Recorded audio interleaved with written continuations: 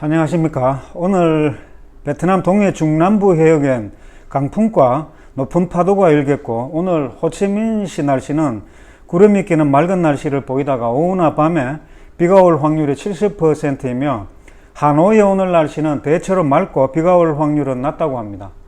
그리고 중부 지역 다낭의 날씨 또한 대체로 맑고 비가 올 확률은 40%라고 기상청에서 예보를 했습니다.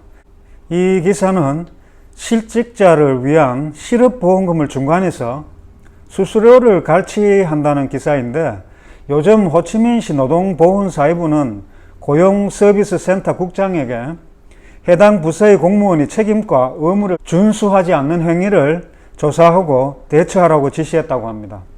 호치민시에서는 실업자들이 실업보험금 신청을 할 수 있도록 지정된 접수처를 운영하고 있는데, 그곳의 공무원과 경비원 및 외부인과 결탁을 해서 근로자에게 공무원과 직접 접촉을 못하게 하고 올바른 정보를 제공하지 않고 실업급여 신청을 알선하는 명목으로 중간에서 수수료를 받는 브로커, 즉 베트남 표현으로는 황새 브로커가 활개를 치고 있다고 합니다.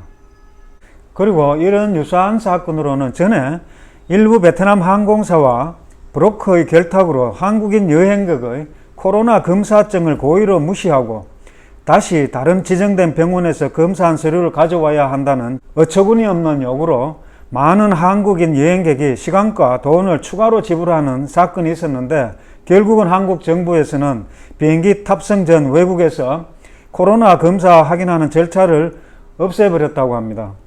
그리고 베트남에서는 브로커를 황새에 비유하는데, 그 이유는 황새가 목이 길어서 먹이를 먹을 때 길게 기울여서 이곳저곳 집어먹는 모습이 돈 되는 곳이면 여기저기 기웃거리는 브로커와 닮아서 빗댄다고 합니다. 다음 기사는 요즘 베트남도 경제가 발전하면서 자동차 수가 증가함에 따라 자동차 운전을 배우려는 사람도 증가하고 있어 자동차 운전 학원이 교습생들로 붐빈다고 합니다. 이러다 보니 등록된 정식 교사가 아니라 불법적으로 허가증이 없는 강사가 원생을 교육시키다 보니 체계적이고 안전한 교육이 되지 않고 항상 위험한 상태라고 합니다. 그리고 차량 또한 강사용 보조 브레이크가 없고 연습 주행도로 역시 일반 주택가에서 행해지다 보니 인적, 물적 사고가 일어나고 있다고 합니다. 그리고 이 기사는 호치민시와 근교 공업단지에서 어떤 업체들에서는 주문이 없어서 근로자를 해고하는 실정이고, 또 어떤 업체들은 사람을 못 구해서 답답한 상황이라고 하는 기사인데, 이런 현상은 코로나 전염병 기간 동안에 불안정한 사회 현상으로 인한 비정상적인 노동력 이동 영향이 안정화되지가 않고 아직까지 체계적인 그런 인력 시스템이 작동이 되지 않고 있기 때문이라고 합니다. 이런 노동력의 과잉 또는 결핍 현상을 벗어나기 위해서는 전국의 노동력을 체계적으로 조정 관리할 수 있는 인력센터들을 설립해야 하고, 이런 인력 고용센터들이 유기적으로 연결될 수 있도록 공동 데이터베이스를 구축해야 된다고 합니다. 다음 기사는 요즘 하노이 라오카이간 고속도로에서 무인 단속 카메라에 걸리지 않으려고 차 번호판을 바꾸는 그런 운전자들을 처벌한다는 기사인데, 제가 이 기사를 한번 읽어드리겠습니다. 기사를 읽어보겠습니다. Nhiều tài xế vi phạm vì thay đổi biển số riêng cao tốc Hà Nội Lào Cai, cảnh sát giao thông đã xử phạt 4 trường hợp lái xe người Quảng Ninh thay đổi biển kiểm soát trong 2 tháng qua.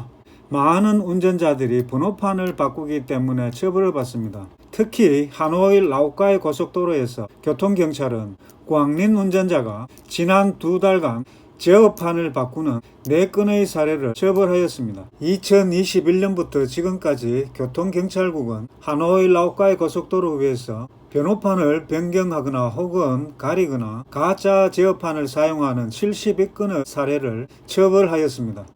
이러한 행위를 방지하기 위해서 9월 초 국은 전국 교통경찰에게 차량 유통관리나 등록검사를 강화할 것을 요구하였습니다. 각 지방 교통경찰은 차량 번호판 제조 회사들의 번호판 발급과 제조 규정을 타이트하게 관리, 검사할 것을 주동적으로 협조하는 것을 요청받았습니다. 불법으로 차 번호판을 팔고 사거나 제조하는 대상을 엄하게 처리합니다.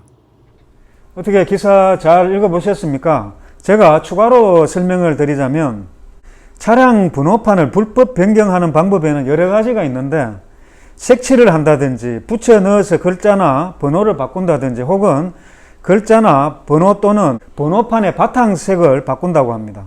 이런 불법 행위를 하다 적발이 되면 운전자는 400만 동에서 600만 동의 벌금형에 처한다고 합니다. 오늘 또 짤막한 베트남 소식을 전해드렸습니다. 다음 시간에 뵙겠습니다.